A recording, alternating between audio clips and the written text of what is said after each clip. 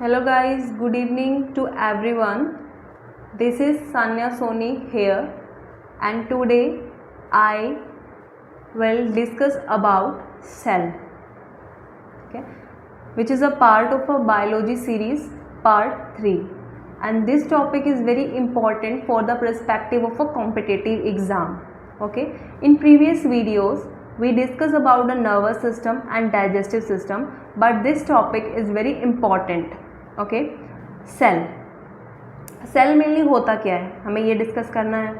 कैसे इसकी डिस्कवरी हुई और कैसे इसमें जो ये इसके फंक्शंस हैं कैसे वर्क करते हैं, इसमें क्या क्या फंक्शंस होते हैं, कितने इसके पार्ट्स होते हैं, ये सब कुछ हम अभी इस वीडियो में डिस्कस करेंगे। ठीक है, जो सेल होता है, cell is the smallest fundamental unit of life. ठीक है, सेल क्या है, सबसे smallest fundamental unit of life है। ठीक है, इसकी डिस्कवरी मेनली रॉबर्ट हुक ने करी थी 1665 के अंदर। जैसे कि हमने पूरा डायग्राम यहाँ पे दिखा रखा है सेल का। इसके अंदर ये न्यूक्लियस प्रेजेंट है, एंडोप्लाज्मिक रेक्टिकुलम प्रेजेंट है, और ये न्यूक्लियस प्रेजेंट है इधर, और लाइजोसोम्स प्रेजेंट है, माइटोकॉन्ड्रिया प्रेजेंट है जो खुद में ही एक पावर हाउस माना जाता है, साइटोप्लाज्मी जो बिल्कुल येलो वाला पार्ट है सारा साइटोप्लाज्म है, और ये गोल्गी अपरेटस जो पिंक पिंक दिख रही है सारे किसके पार्ट है, ये ह्यूमन सेल के पार्ट हैं। और इसमें हम देखेंगे कि कैसे सब कुछ ये वर्क करते हैं। ठीक है, कैसे सारे फंक्शंस वर्क करते हैं, इनका रोल क्या होता है एक सेल के अंदर। लेकिन उससे पहले कुछ जो बेसिक क्वेश्चन होते हैं इंट्रोडक्शन के लिए वो थोड़ा सा देख लेते हैं। ठीक है, जैसे कि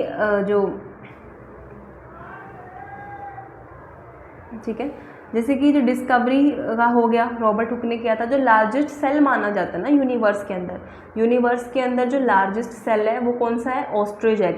ह्यूमन बॉडी में देखें तो नर्व सेल।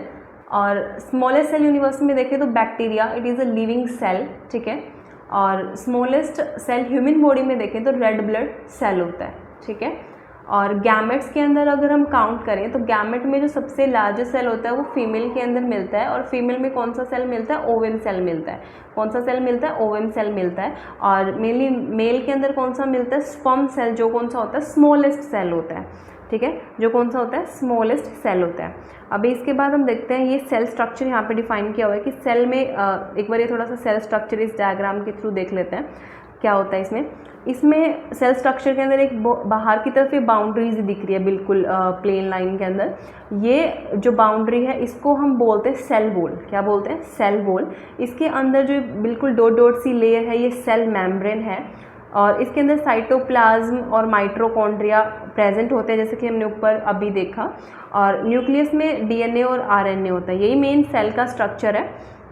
अगेन यहाँ पे न्यूक्लियस प्रेजेंट हो गया, यही मेन सेल का स्ट्रक्चर है कि यहाँ पे ये वाला न्यूक्लियस प्रेजेंट हो गया, और ये माइटोकॉन्ड्रिया हो गया, और ये साइटोप्लाज्म हो गया, ये न्यूक्लियस हो गया हमारा। तो ये सब कुछ इसमें ऑलरेडी डिफाइन है कि सारी चीज़ें क्या होती हैं। इसको हम अभी आगे डिस्कस करते हैं कैसे ये वर्क करेंगे और कैसे इनका सारा फंक्शन होता है। ठीक है, ये चीज़ हमने अभी देख ली कि जो सेल है वो एक स्मॉलेस्ट यूनिट है। इसकी डिस्कवरी रॉबर्ट हुक ने करी है। ठीक है, रॉबर्ट हुक ने इसकी डिस्कवरी करी है। जो सबसे स्मॉलेस्ट सेल होता है, ठीक है, सेल क्या होता है, सबसे स्मॉलेस्ट फंडामेंटल यूनिट है।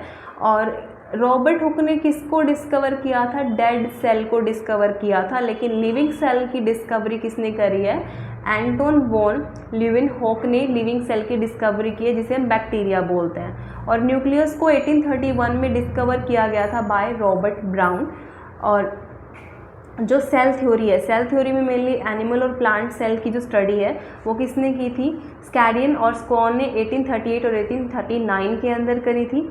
ठीक है, जैसे कि प्लांट सेल में यहाँ पे दिखा रखा है कि प्लांट सेल में क्या होता है, क्लोरोप्लास्ट होता है, सेल वॉल होती है जो किससे मिलके बनी होती है, कैल्शियम पैक्टेट से मिलके बनी होती है। इस चीज़ को हम डिफाइन करते हैं with the help of this diagram. Okay, जैसे कि इस डायग्राम में हम देख रहे हैं, इस डायग्राम में एक तो है प्लांट सेल, दूसरा है एनिमल सेल। ठीक है, प्लांट सेल और एनिमल सेल। जो प्लांट सेल है इसका साइज़ मेनली 10 से 100 mm मतलब 10 to 100 mm तक वेरी करता है। इसकी शेप रेक्टेंगुलर और क्यूबिक होती है। ठीक है, लेकिन जो एनिमल सेल है इसमें 10 to 30 mm तक इसकी लेंथ होती है, और इसकी शेप या तो सर्कुलर होगी या राउंड होगी या फिर इरेगुलर शेप होगी। ठीक है। इसमें ये है प्लांट सेल। प्लांट सेल में क्या क्या फंक्शंस दिख रहे हैं हमें, इसमें क्या क्या पार्ट्स हैं, वैक्यूल दिखाई दे रहा है, एक तो वैक्यूल है, ये वाला पार्ट वैक्यूल है, लाइजोसोम दिख रहा है, ठीक है, सेल वॉल दिख रही है। प्लांट सेल में क्या होती है, सेल वॉल, ये बाहर की तरफ जो वॉल सी दिख रही है सेल वॉल बोलते हैं, और इसके ऊपर जो पतली सी ये परत सी दिखाई दे रही है इसे हम क्या बोलते हैं, सेल मेम्ब्रेन बोलते हैं, ठीक है। सिमिलरली हम चलते हैं एनिमल सेल में। एनिमल सेल में लाइजोसोम्स है, वैक्यूल है लाइक प्लांट सेल। इसमें एक अलग चीज़ क्या है, ये सीलिया। सीलिया जो ये बिल्कुल ये स्ट्रक्चर सा दिख रहा है, ये क्या है, सीलिया, ठीक है।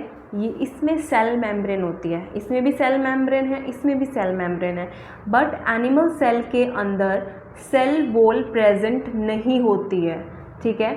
यही चीज़ें इसमें पूछी जाती हैं कि ऐसा कौन सा सेल है, प्लांट सेल है या एनिमल सेल है जिसमें सेल मेम्ब्रेन प्रेजेंट नहीं, सेल मेम्ब्रेन नहीं, सॉरी, सेल वॉल प्रेजेंट नहीं होती। सेल वॉल किस में प्रेजेंट नहीं होती, एनिमल सेल के अंदर प्रेजेंट नहीं होती, ठीक है। और जो ये सेल वॉल होती है ना, सेल वॉल, ये मेनली किससे मिलके बनी होती है, कैल्शियम पैक्टेट से मिलके बनी होती है, ठीक है। और जो इसमें ये सेंट्रियोल है एनिमल सेल के अंदर, सेंट्रियोल्स है, ये किसका काम करता है, ये एनिमल सेल को डिवाइड करने का काम करता है, ठीक है। सो एक बार आप ये डिफरेंस अच्छे से इसमें देख लेना कि किसमें कैसे सारी चीज़ें फॉर्म होती हैं और किसमें कौन कौन से पार्ट्स होते हैं, ठीक है। इसमें एक क्वेश्चन सबसे अच्छे से रिमेंबर कर लेना कि जो सेल वॉल है वो मेनली प्लांट सेल में प्रेजेंट होती है, एनिमल सेल में वो चीज़ प्रेजेंट नहीं होती, ठीक है। नेक्स्ट, यूनिसेल्युलर सेल कौन से होते हैं, जो एक ऑर्गेनिज्म से मिलके हैं। मल्टी सेल्युलर, जिसमें एक से ज़्यादा, पता होता है कि मल्टी सेल्युलर में एक से ज़्यादा ऑर्गेनिज्म ही होंगे। जो सेल स्ट्रक्चर होता है, सेल स्ट्रक्चर हमने ऊपर अभी देखा कि ह्यूमन सेल में क्या होता है, सेल न्यूक्लियस होता है, सेल न्यूक्लियस होएगा, सेल न्यूक्लियस होता है, ये न्यूक्लियस है, ये सारा एंडोप्लाज्मिक रेक्टिकुलम है, ये भी दो तरह के होते हैं, एक स्मूथ एंडोप्लाज्मिक रेक्टिकुलम, दूसरा होता है रफ एंडोप्लाज्मिक रेक्टिकुलम। इसमें एक के अंदर आरएनए होता है, एक में नहीं होता, ठीक है। राइबोसोम्स, ये राइजोम दिखा रहा है, ये जो बॉडी अपरेटस दिखाया है ये गोल्गी अपरेटस है, ठीक है। ये सारा साइटोसोल, ठीक है, ये साइटोस्केलेटन बोलते हैं, ये पूरी बाहर की सेल मेम्ब्रेन है, और एंडोस्कोम, माइटोकॉन्ड्रिया ये है, ये पूरा सेंट्रोसोम है। तो ये इसको हम आगे डिस्कस करेंगे कंप्लीट कि ये चीज़ कैसे वर्क करती है, ठीक है। अभी देखते हैं इक्रोटिक सेल। इक्रोटिक सेल कौन सा होता है, इक्रोटिक सेल वो सेल होगा जो वेल डिफाइंड होगा, जिसके अंदर वेल डिफाइंड न्यूक्लियस होगा, जिसके अंदर क्या होगा, वेल डिफाइंड न्यूक्लियस होता है, और सेल ऑर्गेनल्स मौजूद रहता है कहाँ, साइटोप्लाज्म में। साइटोप्लाज्म कौन सा एरिया होता है, हमने अभी ऊपर देखा कि जो ये पूरा जो येलो वाला पार्ट है ना, इसमें जो लाइट येलो येलो दिख रहा है, ये पूरा पार्ट क्या होता है, इससे ये जो पूरा लाइट येलो येलो सा दिख रहा है इसको क्या बोलते हैं, साइटोप्लाज्म बोलते हैं। क्या बोलते हैं, साइटोप्लाज्म, ठीक है। तो इक्रोटिक सेल में यही, इसका कहने का मतलब यही हुआ कि जो न्यूक्लियस है वो साइटोप्लाज्मिक वेल डिफाइंड फॉर्म में प्रेजेंट रहेगा, ठीक है।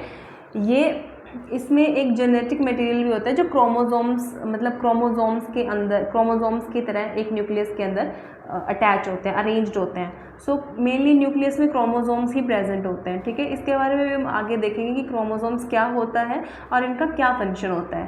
पहले हम देखते हैं सेल मेम्ब्रेन। सेल मेम्ब्रेन हमने देखी थी, सेल मेम्ब्रेन क्या है, ये रहा। जो सेल मेम्ब्रेन होती है वो एक आउटर, ये आउटर मोस्ट पार्ट जो होता है, ये आउटर मोस्ट पार्ट, ये सेल मेम्ब्रेन होती है। इसमें एक लेयर सी होती है, जैसे ये वाली लेयर दिख रही है, सेल मेम्ब्रेन है ये, ठीक है।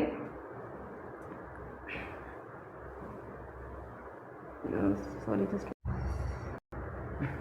आई एम सॉरी, थोड़ी सी बीच में डिस्टर्बेंस हो गई थी। चलिए दोबारा कंटिन्यू करते हैं कि जो सेल मेम्ब्रेन थी वो आउटर जो पार्ट होता है वो सेल मेम्ब्रेन होता है। जैसे ये वाला जो पार्ट है, इसमें ग्रीन वाले में दिख रहा है, ये वाला जो पार्ट है ये सेल वॉल होती है, और ये जिसके ऊपर जो बिल्कुल झिल्ली झिल्ली वाला सा पार्ट दिख रहा है ये सेल मेम्ब्रेन होती है, ठीक है। सेल मेम्ब्रेन ये होती है। अभी इसको थोड़ा सा आगे देखते हैं कि सेल मेम्ब्रेन इसमें लिखा क्या है। सेल मेम्ब्रेन क्या होता है, cell membrane is outer part of the cell. क्या होता है, outer part of the cell is a cell membrane. इसका काम क्या होता है, मॉलिक्यूल को अंदर लेके जाना और बाहर लेके जाना, ठीक है। मॉलिक्यूल को अंदर बाहर ले जाने का काम किसका होता है, सेल मेम्ब्रेन का होता है। इसके भी दो पार्ट्स होते हैं, the first one is a bi lipids and another one is a protein. Protein इसमें 40 to 45 प्रेजेंट होता है और प्रेजेंट होता है, और बायोलिपिड 50 to 55% के आसपास इसमें मिलता है। अभी जो लिपिड हैं इसके भी दो पार्ट होते हैं, हेड और टेल। इसमें एक तो हाइड्रोफिलिक होता है, एक हाइड्रोफोबिक होता है। लिपिड में जो हेड वाला पार्ट होगा इस तरह का दिखता है, वो इस तरह का दिखेगा। लिपिड में जो हेड वाला पार्ट होगा ना वो वाटर की तरफ होगा, और जो पार्ट वाटर की तरफ होता है उसे हम हाइड्रोफिलिक बोलते हैं। लेकिन जो टेल वाला पार्ट होगा वो वाटर से दूर होगा, इसलिए हम उसे हाइड्रोफोबिक बोलते हैं। इसलिए क्या बोलते हैं हम उसको, हाइड्रोफोबिक और हाइड्रोफिलिक। ठीक है, ये दो पार्ट्स होते हैं। और मेनली जो सेल मेम्ब्रेन है उसकी डिस्कवरी किसने की थी? सेल मेम्ब्रेन की डिस्कवरी की थी 1972 के अंदर सिंगर एंड नाइकलसन ने सेल मेम्ब्रेन की क्या की थी? डिस्कवरी करी थी। ठीक है, अभी यहाँ पे कुछ चीज़ें गिवन है, वो एक बार देख लेते हैं कि ऑस्मोसिस कैसे हुआ करता है, डिफ्यूज़न क्या होता है। ठीक है, और कितने परसेंट क्या काम होता है। अब हमने देखा कि जो सेल मेम्ब्रेन है वो मेनली क्या करती है, मॉलिक्यूल्स को अलाउ करती है कि वो एक दूसरे से आपस में आसपास हो सकते हैं, मतलब आना जाना उनका, ये सब कुछ कौन करवाता है? सेल मेम्ब्रेन करवाती है। अगर किसी सेल में एक्सचेंज हो फ्रॉम, अगर कोई भी मतलब एक्सचेंज हो रहा है, कोई भी सेल अपने मॉलिक्यूल्स को एक्सचेंज कर रहा है हाई कंसंट्रेशन से लो कंसंट्रेशन की तरफ, तो उसे ऑस्मोसिस बोलते हैं। बट अगर गैसेस का एक्सचेंज होता है आपस में सेल मेम्ब्रेन के थ्रू, उसे क्या बोलेंगे? डिफ्यूजन बोलेंगे। ठीक है, अभी सेल मेम्ब्रेन हमने देख ली, अभी देखते हैं cell wall. Cell wall mainly किसमें प्रेजेंट नहीं होती है? एनिमल सेल के अंदर सेल वॉल प्रेजेंट नहीं होती है, ये हमने अभी ऊपर देखा था। ठीक है, और सेल वॉल में क्या होता है कि प्लांट सेल हेक्सागोनल वॉल बनाते हैं, कि जो प्लांट सेल में हमने देखा था कि सेल वॉल प्रेजेंट होती है जो कि हेक्सागोनल वॉल की तरह दिखती है। ठीक है, वो थी सेल वॉल। अभी एक सेल के अंदर हमने दो पार्ट देखे थे ऊपर, ह्यूमन सेल के अंदर एंडोप्लाज्मिक रेक्टिकुलम दो देखे थे, जिसमें बोला था कि दो पार्ट होते हैं, एक रफ रेक्टिकुलम होता है, दूसरा स्मूथ एंडोप्लाज्मिक रेक्टिकुलम होता है। एक में प्रोटीन प्रेजेंट होता है, एक में राइबोसोम्स प्रेजेंट होता है और एक में नहीं होता। ये चीज़ हमने डिस्कस करी थी, अभी उसके बारे में देखते हैं क्या होता है क्या नहीं। हमने ये देखा था कि जो सेल वॉल होती है वो प्लांट सेल में मौजूद होती है। ठीक है, ये नॉन लिविंग रिजिड स्ट्रक्चर होता है। ठीक है, outer to the cell membrane, cell membrane के आउटर की तरफ होता है। जैसे हमने ऊपर सेल स्ट्रक्चर के अंदर देखा था, ऊपर एक सेल स्ट्रक्चर था, उसमें हमने इस चीज़ को उसमें हमने इस चीज़ को देखा। जैसे ये सेल स्ट्रक्चर है, सेल स्ट्रक्चर में ये लिखा हुआ है कि जो सेल मेम्ब्रेन है वो अंदर की तरफ है और सेल वॉल आउटर है। ये सेल वॉल है। ठीक है, सेल वॉल के अंदर क्या होती है? सेल मेम्ब्रेन होती है। ठीक है, और जो हमारी सेल वॉल है वो हमें कहाँ मिलती है? एनिमल में नहीं मिलती, प्लांट के अंदर मिलती है। ठीक है, और जो कुछ ऐसे प्लांट्स होते हैं जिनकी जो सेल वॉल है वो है तो सेलुलोज से मिलके बनी होती है, या हेमीसेलुलोज से मिलके बनी होती है, या प्रोटीन या पैक्टिन से मिलके बनी होती है। ठीक है, सेल मेम्ब्रेन होता है ना, इसका नेचर होता है फ्लूइड नेचर होता है इस मेम्ब्रेन का। वो किसकी वजह से होता है? Fluid nature of a membrane important for the certain function like growth, endocytosis, formation of interfunction, cell division, secretion. मतलब इसका ये जो फ्लूइड नेचर है काफ़ी इंपॉर्टेंट होता है फंक्शन, मॉलिक्यूल्स को अंदर बाहर करने के लिए, सेल ग्रोथ के लिए और अदर सेल डिवीजन के लिए और सिक्रेशन के लिए। ठीक है, अभी हम चलते हैं एंडोमेम्ब्रेन सिस्टम। एंडोमेम्ब्रेन सिस्टम क्या होता है कि some of the membrane organelles are considered together as endomembrane system because their function are coordinated. The endomembrane system include endoplasmic reticulum, Golgi and lysosomes and vacuoles. ठीक है, अभी हम एक बार cell का स्ट्रक्चर देखते हैं। इस सेल के स्ट्रक्चर के अंदर आप देखिए, इसके अंदर सारा का सारा लाइजोसोम्स, माइटोकॉन्ड्रिया, स्मूथ, ये वाला स्मूथ दिख रहा है हमें, एंडोप्लाज्मिक रेक्टिकुलम, रफ, ये सारे के सारे एक दूसरे के साथ एक सेल के अंदर कोऑर्डिनेटेड है और आपस में मिलके सारी एक्टिविटीज़ को परफॉर्म करते हैं।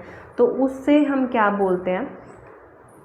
उसे हम बोलेंगे एंडोमेम्ब्रेन सिस्टम। ठीक है, अभी उसके अंदर हमने देखा कि एंडोप्लाज्मिक रेक्टिकुलम था सेल के अंदर, जिसके दो पार्ट होते हैं, रफ और स्मूथ।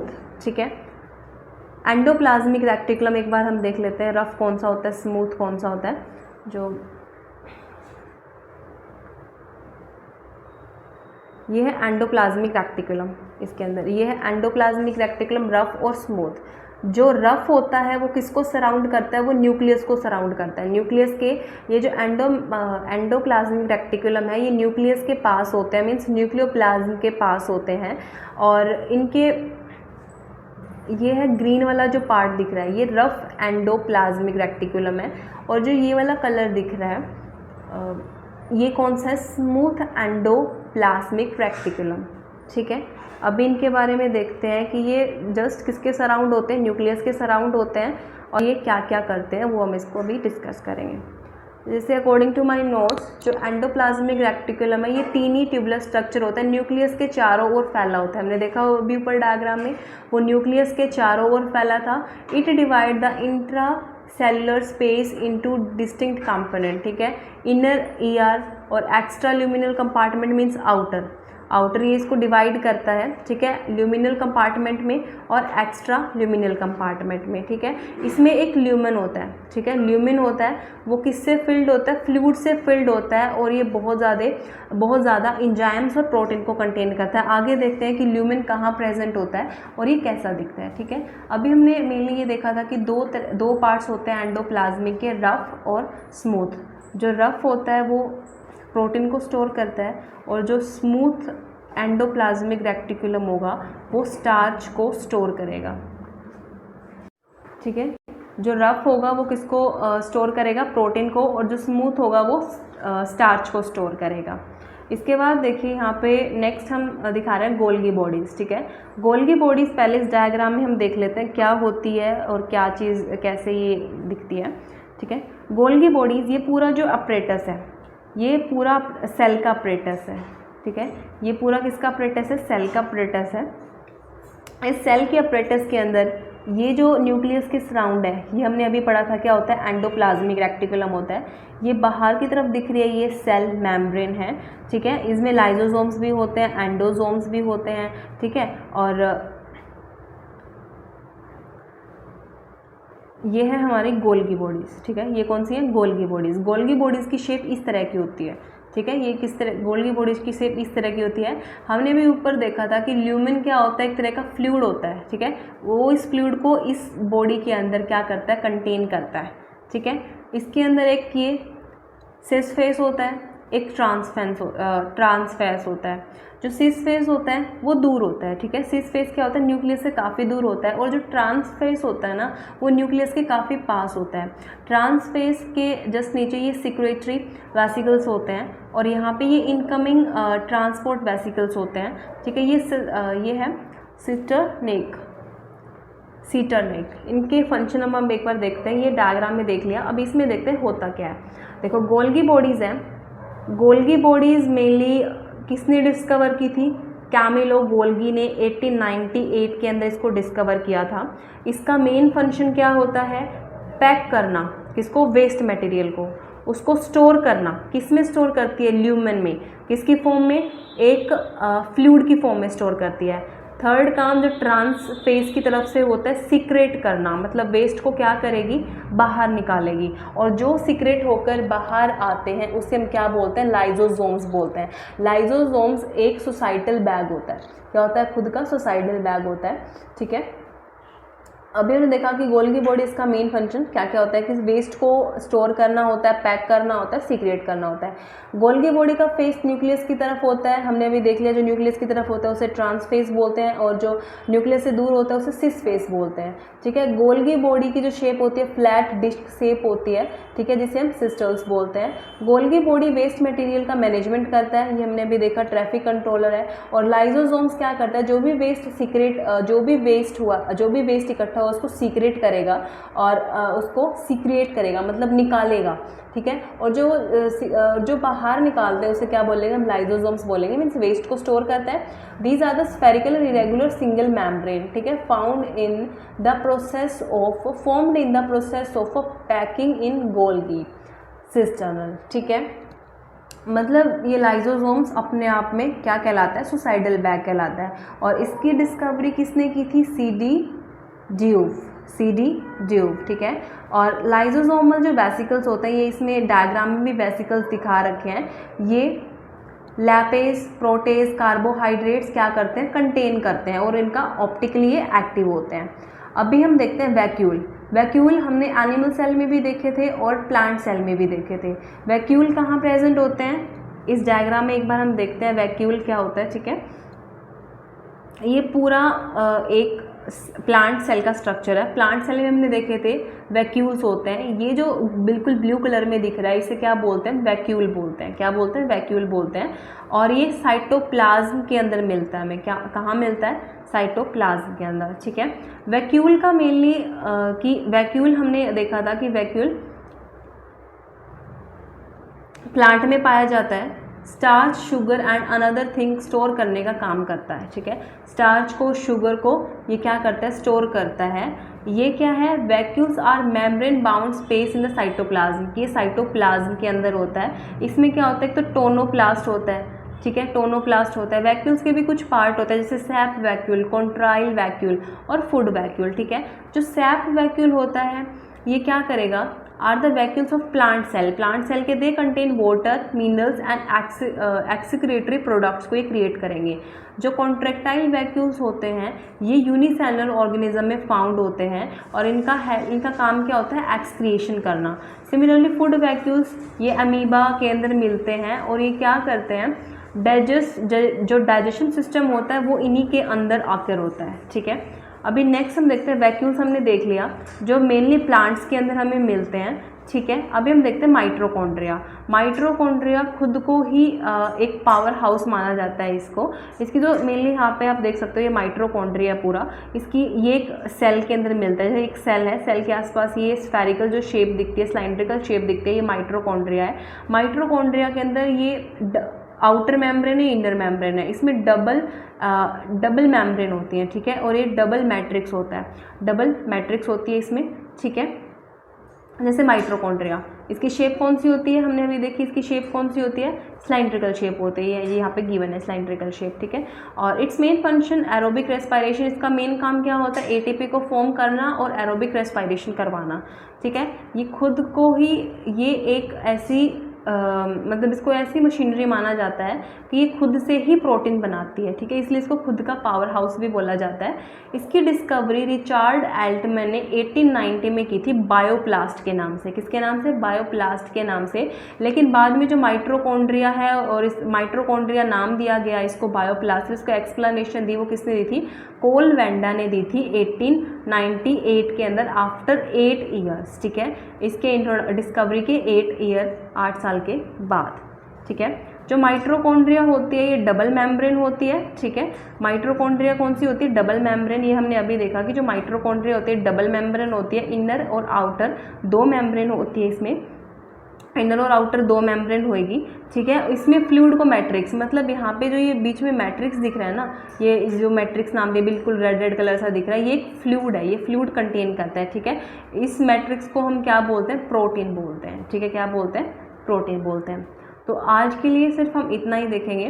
ठीक है, आज के लिए हम इतना देखेंगे। कल हम डिस्कस करेंगे कि प्लास्टोसाइट्स, क्रोमोसोम्स और ये सारी चीज़ें क्या होती हैं, बट आज के लिए हम माइटोकॉन्ड्रिया तक ही इसको रखते हैं। सो हमने देखा अभी सेल के अंदर पूरे कंप्लीट इस वीडियो के अंदर हमने ह्यूमन सेल को पढ़ा कि ह्यूमन सेल क्या होता है, एक स्मॉलेस्ट फंडामेंटल यूनिट होती है।